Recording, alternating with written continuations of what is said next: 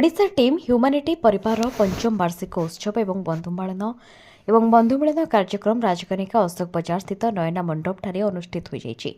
अनुष्ठान सभापति अजित कुमार बेहुरिया सभापतित्व में अनुष्ठित होइथिबा ଏହି कार्यक्रम मुख्य अतिथि भाव कनिका तहसीलदार भानुमती माझी, मुख्य वक्ता राष्ट्रपति पुरस्कार प्राप्त अवसर प्राप्त प्रधान शिक्षक पंडित महेश्वर नंद, सम्मानित अतिथि भाव राजकनिका थाना अधिकारी संजय कुमार मल्लिक प्रमुख जगदे टीम ह्यूमानिटीर जनहितकर कार्य और समाज प्रति थिबा अवदान को भूरी भूरी प्रशंसा करथिले।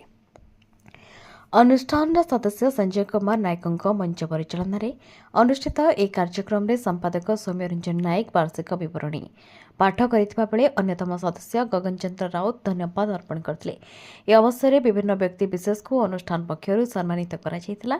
उपसभापति सुशांत कुमार राउत, कोषाध्यक्ष अनिल कुमार बेहेरा, सरोज कुमार बेहेरा, मदन मोहन सेठी, सोनाली नायक और अनुष्ठान उपदेष्टा हरिकृष्ण बारिक प्रमुख कार्यक्रम परिचालन में सहयोग करथिले।